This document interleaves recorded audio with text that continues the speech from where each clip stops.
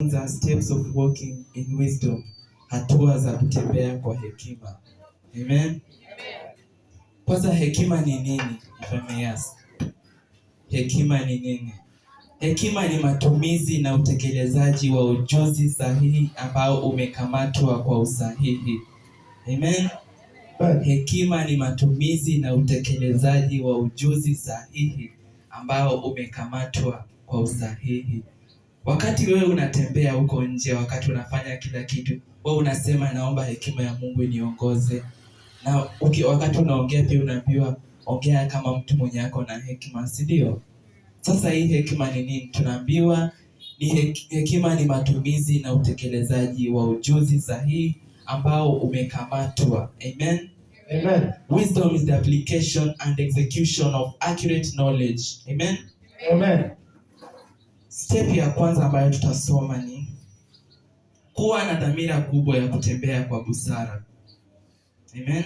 Amen. Kuwa na dhamira kubwa ya kutembea kwa busara.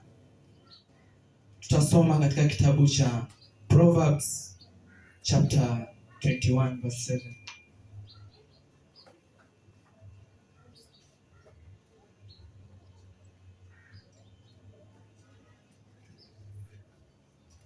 Proverbs ni Methali 21:7.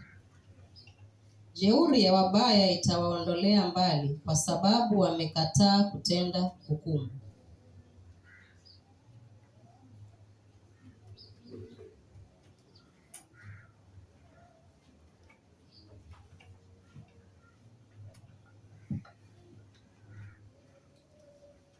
Hebu rudia Proverbs 21 verse 7. Rudia.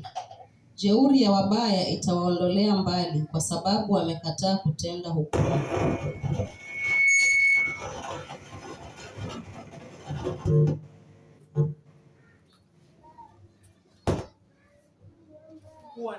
Kuwa na dhamira kubwa ya kutembea kwa busara. Tunaambiwa having a strong determination to walk wisely. Wakati wewe unatembea katika njia zako, lazima utembee kwa njia ambayo inampendeza Mungu. Njia ambayo ni njia ya hekima. Njia ambayo umefuata hekima ya Mungu na haumuasi, unafanya vile unastahili kufanya. Amen. Unatembea, hata wale watu ambao unatembea nao ni watu ambao wanamjua Mungu. Watu ambao sio watu wenye wanamuasi Mungu, watu wenye matamshi yao si mazuri, watu wenye wanaenda kinyume na mapenzi ya Mungu. Tunapewa jeuri ya wabaya itawaondolea mbali, kwa sababu wamekataa kutenda hukumu. Wakati ya utendi hukumu ya Mungu, wakati ya uendi sawasawa na mapenzi ya Mungu, hiyo sawa na una jeuri. Na ukiwa na jeuri, si vizuri kuwa na jeuri mbele ya Mungu. Amen. Amen. Yafaa uwe unatembea katika njia ambayo inampendeza Mungu. Usiwe jeuri, usiwe na kichwa kigumu, usiwe na matamshi maovu, usiwe unatenda matendo ambayo hayampendezi Mungu. Amen. Amen. Ili uwe unatembea katika ile hekima ambayo unastahili. Na yafaa ufuatilie hekima ya Mungu. Si hekima zote ni hekima sawa. Kuna hekima nyingine si hekima nzuri, lakini ukifuatilia ile hekima ya Mungu, godly wisdom, utaenda mbali, utainuliwa, utabarikiwa. Mungu atakuinua hata kuacha. Amen. Chagua wale watu ambao unatembea nao. Wawe ni watu ambao wanampendeza Mungu. Wawe watu ambao wanafuata sheria ya Mungu, wanafuata hukumu ya Mungu. Wasiwe watu wa jeuri, wasiwe wenye jeuri baya, kama vile tunaambiwa jeuri ya wabaya itawaondolea mbali, kwa sababu wamekataa kutenda hukumu. Wakati unakataa kutenda yaliyo mapenzi ya Mungu, hiyo ni jeuri. Na Mungu hapendi mtu mjeuri. Mungu anapenda mtu mwenye anafuata njia zake, anafuata mapenzi yake, anatii zile commandments zake zenye ameweka. Amen. Amen. Hatua ya pili tunaambiwa omba kwa hekima. Pray for wisdom. James chapter 1 verse 5.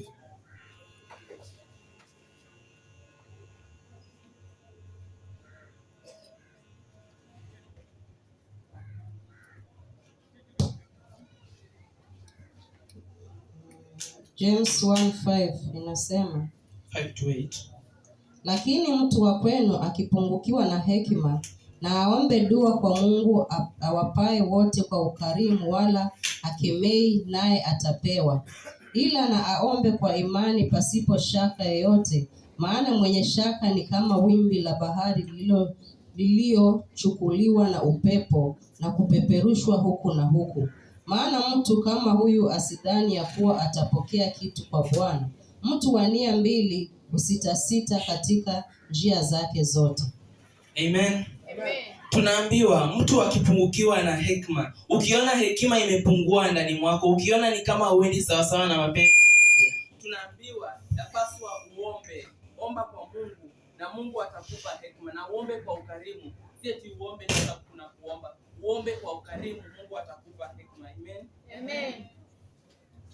Tunaendelea kuambiwa ila naombe kwa imani pasipo shaka yoyote, maana mwenye shaka ni kama wimbi la bahari lililochukuliwa na upepo na kupeperushwa huku na huku. Wakati unaomba, omba bila shaka. Omba ukijua Mungu atakutendea. Usiombe with a heart that is doubtful. Omba na moyo ambao hauna shaka. Unaomba ukijua Mungu atanibariki. Unaomba ukijua mwenye unamuomba ni Muumba wako, hata kubariki, atakupa chochote chenye unamuomba. Amen. Usiombe wakati huko unasema na Mungu atanibariki kweli, Mungu atanibariki kweli, natamani kukuwa na hekima, atanipa kweli. Omba ukiwa na imani, Mungu hatakuacha, atakupa hekima. Amen. Tunaendelea kuambiwa verse 7. Maana mtu yule asiyedhani ya kuwa atapokea kitu kwa Bwana. Ukirudi 6 inakwambia ila naombe kwa imani pasipo shaka yoyote, maana mwenye shaka ni kama wimbi la bahari lililochukuliwa na upepo na kupeperushwa huku na huku. Wewe mwenye unaomba ukiwa na shaka, hiyo shaka yako useme ni wewe mwenye unachukuliwa kama wimbi la bahari lililopeperushwa huku na huku. Yaani imani yako haiko that strong yenye hata ukiomba utapewa kitu. Unaomba with a doubtful heart. Ukiomba hivyo Mungu atakupa chenye unataka. Atakuchukulia kama upepo wa bahari uliopeperushwa. Amen. Maana mtu kama huyu asidhani ya kuwa atapokea kitu kwa Bwana. Wewe ukiomba na hiyo hati yako yenye haiko sawa, unaomba ukiwa na shaka, Mungu hatakupa. Usitarajie chochote. Ni maandiko yanasema, si mimi. Maana mtu kama yule asidhani ya kuwa atapokea kitu kwa Bwana. Ile hekima unaomba, ukiomba ukiwa na shaka, maandiko yanasema usitarajie utapata. Hautapata. Omba bila shaka. Omba ukijua mwenye namuomba atanipa. Omba ukijua imani yangu naweka hapa lazima nitapata. Usiombe na shaka. Ukiomba na shaka tunaambiwa nini? Usidhani utapokea. Verse 8 tunaambiwa mtu wa nia mbili husitasita katika njia zake zote, umaskini na utajiri. Wewe mwenye nia mbili unaomba nataka hekima, lakini unaomba upande mmoja unasema natamani hekima, upande mwingine unasema lakini siko sure kama nitapata. Tunaambiwa wewe mwenye nia mbili ukisitasita unasita katika njia zako zote, umaskini na utajiri. Wakati uko tajiri bado unashaka, wakati uko maskini bado unashaka, wakati uko na hekima unashaka, wakati hauna bado unashaka. Tupasa tuwe na hekima na tuwe na nia moja. Usiwe na shaka wakati unaomba chochote. Wakati unamuitisha Mungu kitu, usiwe na shaka, kuwa na imani, Mungu atakupa. Amen. Uwe na imani wakati unamuomba, wakati unamuendea katika maombi, wakati uko katika magoti unamuombea Mungu. Kuwa na imani, Mungu atakubariki, Mungu atakupa. Mungu yuko anangoja tu wewe uitishe. Baraka zako ziko, ile hekima yako iko, ni Mungu anangoja tu wewe uitishe. Anangoja tu umuitishe, mwambie nataka kitu fulani. Wakati utamuitisha Mungu atakupa. Amen. Amen. Another step ni tafakari katika neno la Mungu. Meditate on God's word. Psalms 119. Tafakari katika neno la Mungu. Meditate on God's word. Psalms 119 verse 97 to 105.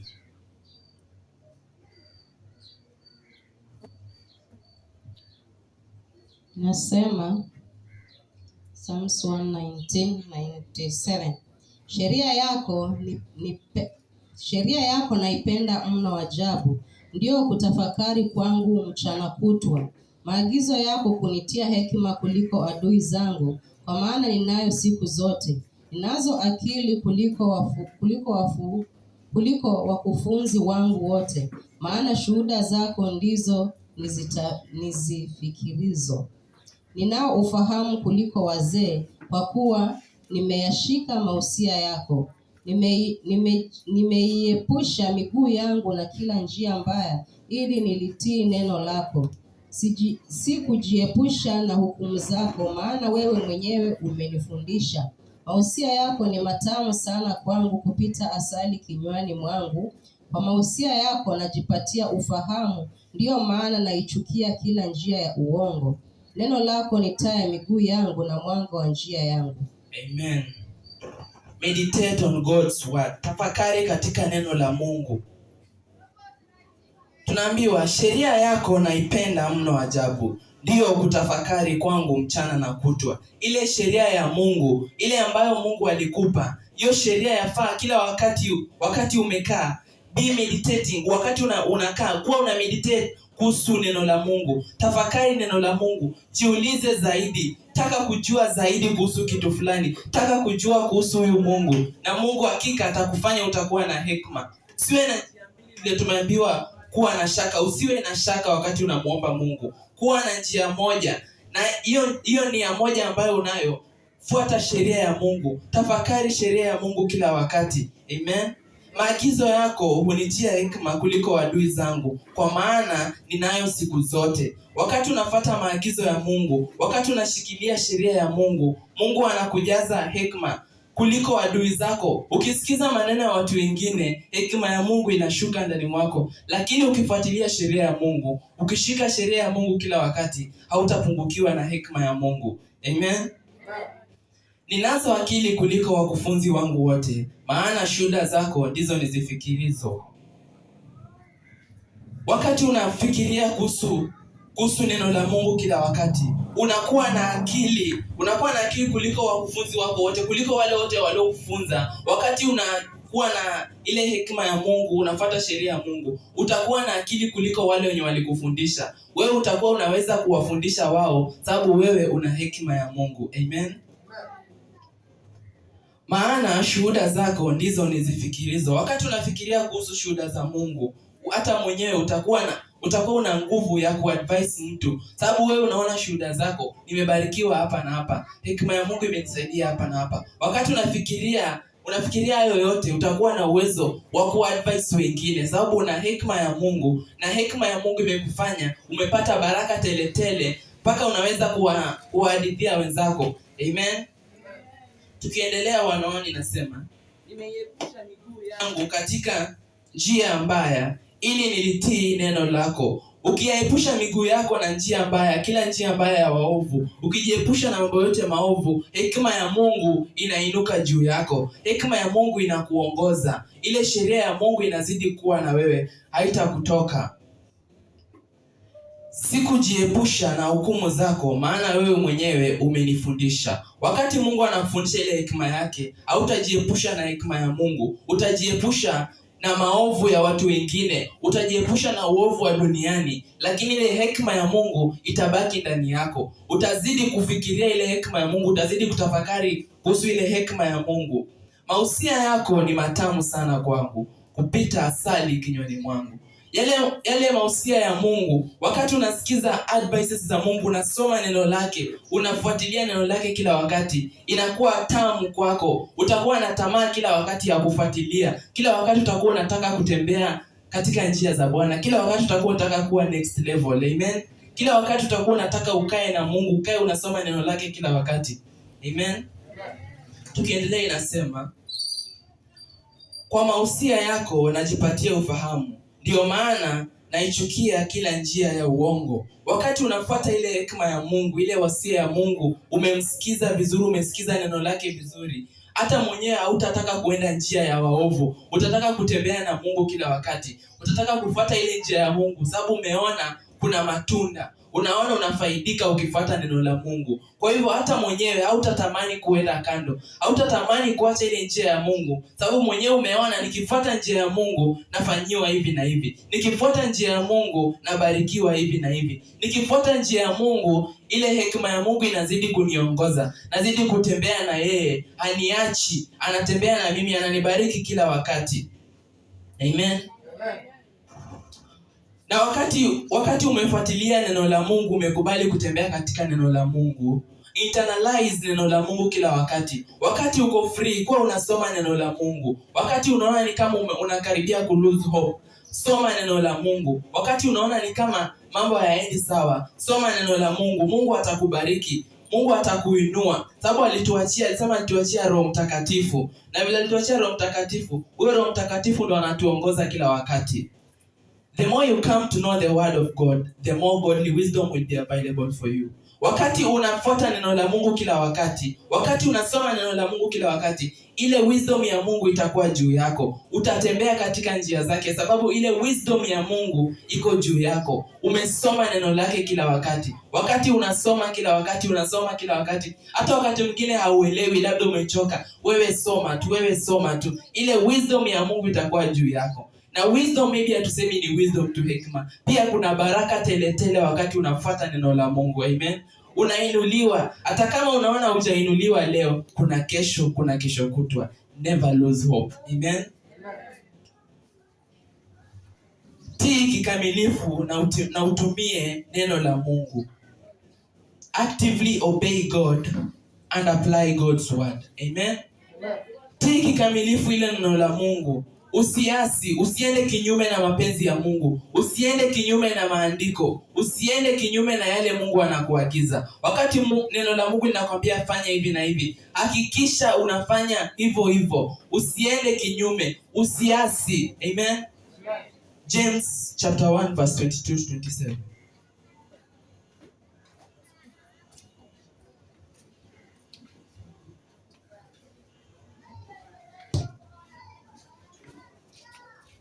Nasema, lakini iweni watendaji wa neno, wala si wasikiaji tu, hali mkijidanganya nafsi zenu. Kwa sababu mtu akiwa ni msikiaji wa neno tu, wala si mtendaji, mtu huyo ni kama mtu anayejiangalia uso wake kwa kioo. Maana hujiangalia kisha huenda zake, mara akasahau jinsi alivyo. Lakini aliyeitazama sheria kamilifu iliyo huru humo, asiwe msikiaji msahaulifu, bali mtendaji wa kazi, huyo atakuwa heri katika kutenda kwake. Mtu akidhani ya kuwa anayo dini, wala hauzuii ulimi wake kwa hatamu, hali ajidanganya moyo wake, dini yake mtu huyo haifai. Dini iliyo safi, isiyo na taka mbele za Mungu Baba ni hii: kwenda kuwatazama yatima na wajane katika dhiki yao, na kujilinda na dunia pasipo mawaa. Amen. Kusoma neno la Mungu na kufikiria kila wakati ni mwanzo tu. Huo ni mwanzo wa kila kitu. Wakati unazaa matunda sasa, wakati unampendeza Mungu, wakati unafuata neno lake, hiyo sasa ndio unapata hekima. Mwanzo ulikuwa unasoma neno lake, una meditate neno lake, lakini wakati unaanza kuzaa matunda sasa, wakati unaanza kubariki wengine, unaanza kuinua wengine, ndio wewe pia unaanza kuinuliwa. Wakati unamtii Mungu, hapo ndio pia wewe unaanza kuinuliwa. Hapa tunaambiwa, lakini iweni watendaji wa neno, wala si wasikiaji tu, hali mmejidanganya nafsi zenu. Wewe usiwe tu wa kusikiza tu ama wa kuangalia. Tunaambiwa lakini iweni watendaji wa neno. Fanya yale ambayo umesoma. Umeambiwa hivi na hivi, fanya hivyo, si eti usome uache tu. Umesoma, yes, umeelewa. Je, umefanya vile umeambiwa? Haujafanya. Wakati unafanya ndio Mungu anakuinua, ndio hekima yake inakushukia wewe, unabarikiwa. Wala si wasikiaji tu, hali mkijidanganya nafsi zenu. Usisikie tu, useme nimesikia, nimesoma, nimeelewa. Hapana. Fanya jinsi ambavyo umeambiwa, jinsi ambavyo umesoma, umeelewa. Fanya hivyo. Amen. Kwa sababu mtu akiwa ni msikiaji wa neno tu, wala si mtendaji, mtu huyo ni kama mtu anayejiangalia uso wake katika kioo. Maana hujiangalia kisha huenda zake, mara akasahau jinsi alivyo. Wakati wewe unasoma tu, unasoma na unawacha unaenda, umemeditate, umesoma na umemeditate, haujafuatilia, haujatenda, ni sawa na umejiangalia kwa kioo na ukaenda. Utajisahau. Umejiangalia, umejiona, yes, lakini umejua niko jinsi fulani, lakini haujaelewa vizuri. Wakati unatoka kwa kioo utajisahau. Ni sawa na wewe ukisoma neno na ukose kufanya vile umeambiwa ufanye, utasahau. Na chenye umeambiwa ufanye wewe hujafanya, utasahau. Na ukisahau, umeshusha ile hekima ambayo ilikuwa ikuje juu yako, imekutokea tena. Amen. Itatoka na wewe hautakuwa umepata chenye ulikuwa unataka. Amen. Wakati unasoma neno la Mungu, soma uelewe. Ukishaelewa, fanya jinsi umeambiwa. Kama umeambiwa usifanye hivi na hivi, usifanye. Kama umeambiwa fanya hivi na hivi, fanya hivyo, na hekima ya Mungu itakushukia. Amen. Amen. Lakini aliyeitimiza sheria kikamilifu iliyo ya huru na kukaa humo, asiwe msikiaji msaulifu, bali mtendaji wa kazi, huyo atakuwa heri katika kutenda kwake. Wakati wewe umeisoma hiyo neno ya Mungu, umefanya kila kitu, umetenda vile umeambiwa, hiyo hekima ya Mungu yenye imekuingia haitakutoka, sababu umesoma, umeelewa, umefanya vile umeambiwa. Haitatoka ndani mwako, itabaki ndani mwako. Utazidi kuinuliwa, utazidi kung'ara ndani mwa Yesu, utatembea na utapendeza, sababu umefuata jinsi umeambiwa. Amen.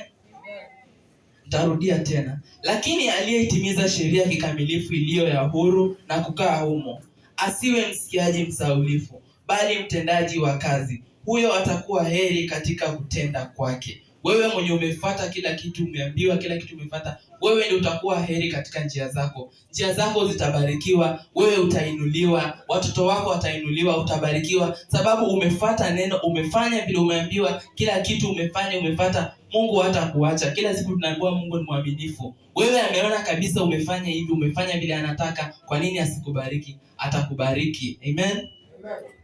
Mtu akidhani ya kuwa anayo dini, wala hauzuii ulimi wake kwa hatamu, hali akijidanganya moyo wake, dini ya mtu huyo haifai. Mtu akijidanganya ya kuwa anayo dini, wala hauzuii ulimi wake. Wewe mwenye unasema una hekima, lakini ulimi wako unajua kuongea. Ukianza kuongea, wengine watanyamaza. Ukianza kugombana na wenzako watanyamaza. Unajidanganya bure, sababu hiyo dini yako haifai. Sababu wewe unasema una hekima, lakini kuzuia ulimi wako umekuwa kazi ngumu. Unajua kuongea.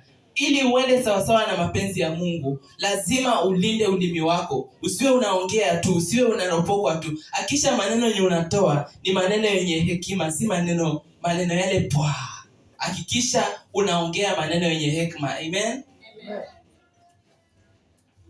Dini iliyo safi, isiyo nataka mbele za Mungu Baba ni hii: kwenda kuwatazama yatima na wajane katika dhiki yao, na kujilinda na dunia pasipo mawa.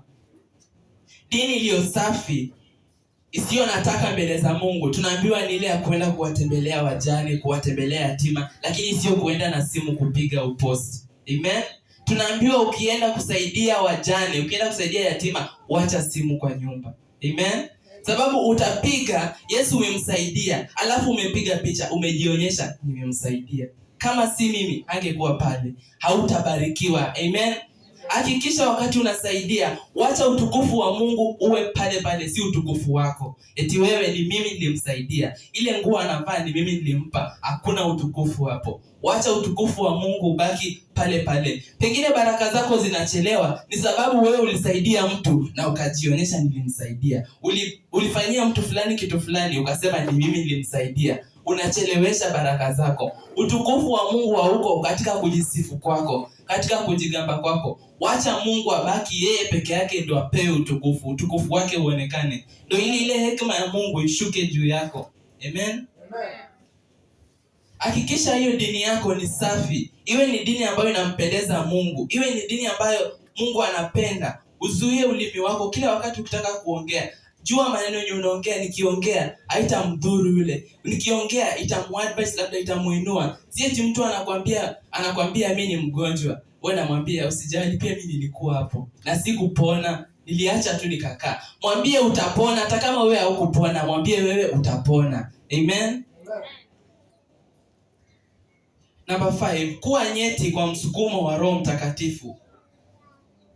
Be sensitive to the prompting of the Holy Spirit. Amen. Amen. Isaiah 63:10.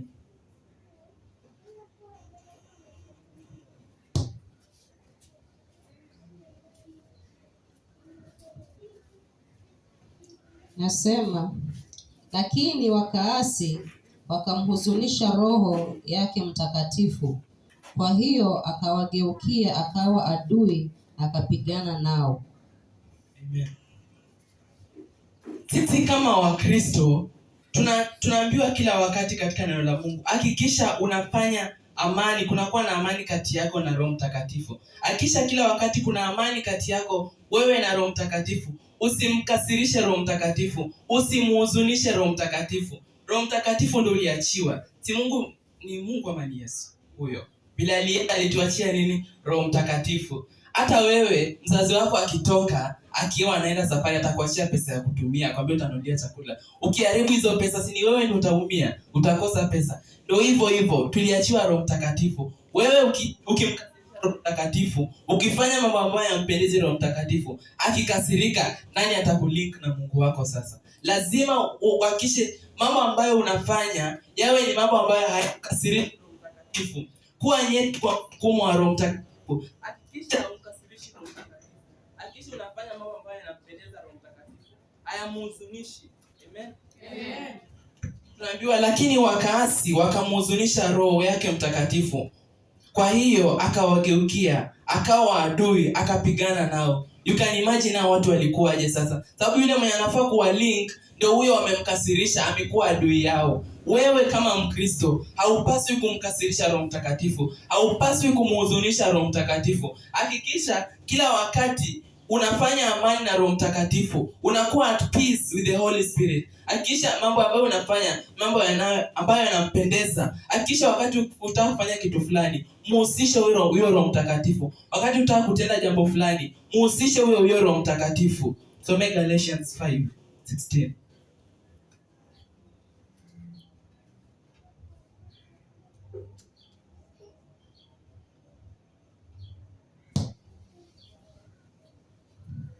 Galatians 5:16 inasema, basi nasema nendeni kwa Roho, wala hamtazitimiza kamwe tamaa za mwili. Amen. Basi nasema enendeni kwa Roho, wala hamtatimiza kamwe tamaa za mwili, kwa sababu mwili hutamani ukishindana na Roho, na Roho kushindana na mwili, kwa maana hivi zimepigana hata hamwezi kufanya mnayotaka. Wakati wewe na Roho wako Mtakatifu mnapigana, wakati wewe na Roho wako Mtakatifu kila wakati hamko at peace, wewe hautatimiza yale ambayo unataka, sababu hauna amani. Hata kwa nyumba, wakati mke na mume hawako at peace, mambo ambayo wanataka kufanya, wakitaka maybe kujenga nyumba, hawatajenga sababu hawaelewani. Hata wewe Roho Mtakatifu usipokuwa at peace na Roho Mtakatifu, mambo ambayo unataka hautapata. Ukitaka kitu fulani hautapata. Umeomba, yes, umelia kabisa, umejiangusha chini, umeomba, Mungu ameona, hata watu wameona, lakini hauko at peace na Roho Mtakatifu, hautapata. Amen. Hakikisha kila wakati unakuwa at peace with the Holy Spirit. Hakikisha Holy Spirit akasiriki kila wakati yako sawa na wewe. Amen. Amen. Some Romans 8:14.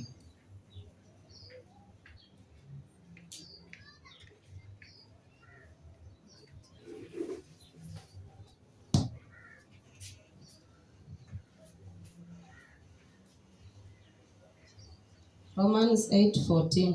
Kwa kuwa wote wanaoongozwa na Roho wa Mungu, hao ndio wana wa Mungu. Amen. Kwa kuwa wote wanaoongozwa na Roho wa Mungu, hao ndio wana wa Mungu.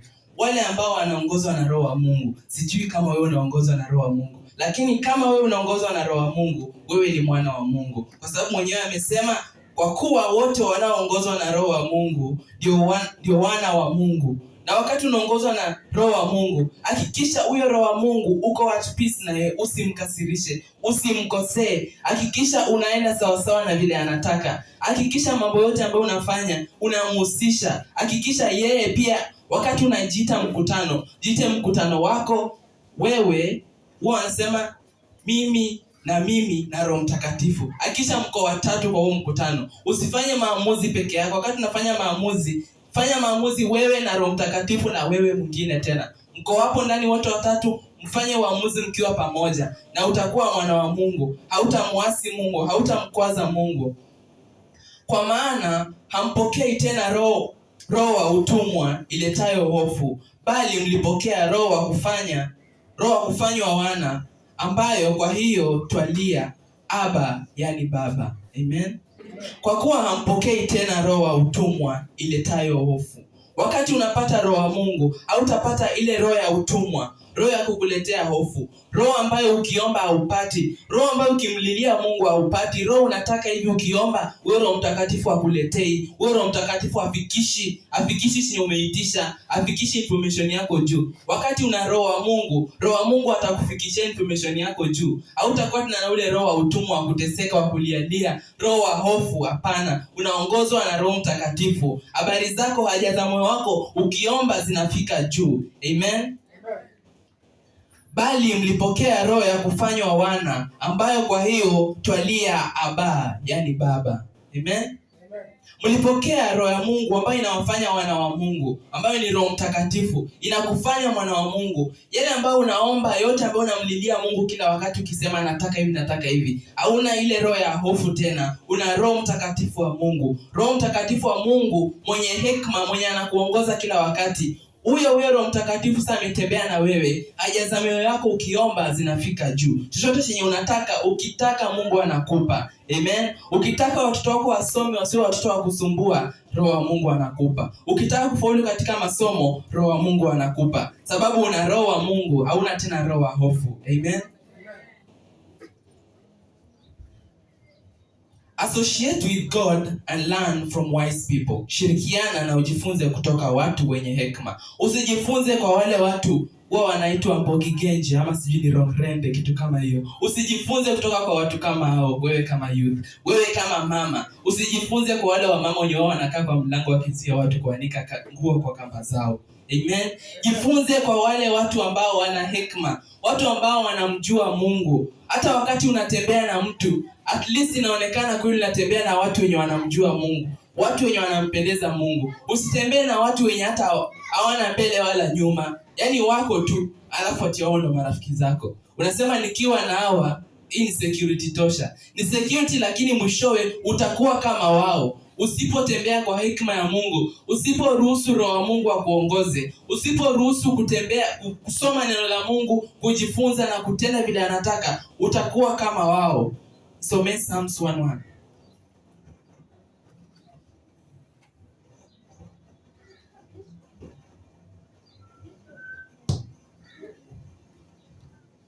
Psalms 1:1. Heri mtu yule asiyekwenda katika shauri la wasio haki, wala hakusimama katika njia ya wakosaji, wala hakuketi barazani pa wenye mzaha. Amen. Heri mtu yule asiyekwenda katika shauri la wakosaji, wala hakusimama katika njia ya wakosaji, wala hakuketi barazani pa wenye mzaha. Heri wewe, sijui kama ni wewe, lakini heri wewe mwenye unakaa na wale watu ambao wanamjua Mungu, watu wenye busara, watu wenye hekima, watu ambao hawamuasi Mungu, watu ambao wanafanya mapenzi ya Mungu. Hawaendi na shauri la wasio haki, wala hakusimama katika njia ya wakosaji. Wale wakosaji ambao wanafanya vibaya unasimama nao. Wale ambao hawana Roho Mtakatifu, wale ambao hawaongozwa na Roho Mtakatifu. Heri wewe mwenye hausimami nao, mwenye hautembei nao, wala kuketi barazani pa wenye mizaa. Wale wenye mizaa, huwezi jua ni mizaa gani. Labda wametumia tu mizaa, lakini kuna deep meaning, kuna meaning tofauti. Wanaweza kuwa labda ni wale wachawi, wenye fitina, labda wale wenye kuchokoza, wenye maybe tabia mbaya. Wao ndo labda tumeambiwa wenye mizaa. Heri wewe mwenye unajiepusha nao. Heri wewe mwenye unaongozwa na hekima ya Mungu. Hautembei na wao, unatembea na Roho wa Mungu. Unaongozwa na Roho wa Mungu kila wakati, na Mungu hatakubariki. Ile neema ya Mungu itakujalia wewe. Wewe utatembea kwa hekima yake. Na ukiwa na hekima, nimwambia, chochote chenye utaomba Mungu atakupa. Amen. Proverbs 13:20.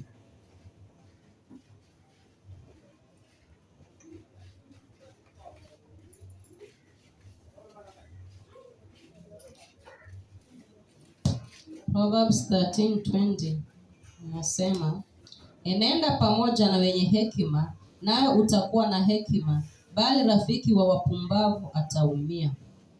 Bali rafiki wa wapumbavu atafanya nini? Ataumia. Atafanya nini? Taumia. Enendeni pamoja na wenye hekima, nawe utakuwa na hekima.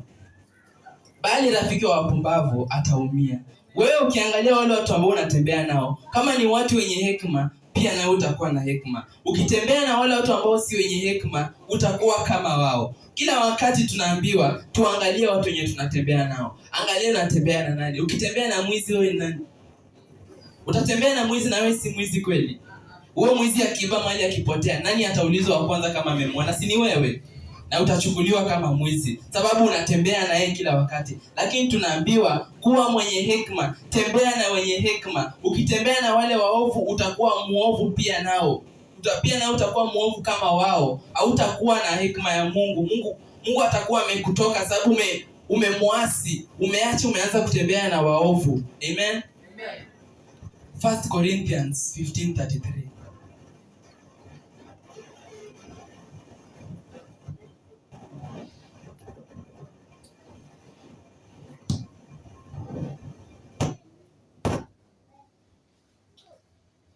Nasema, msidanganyike, mazungumzo mabaya huharibu tabia njema.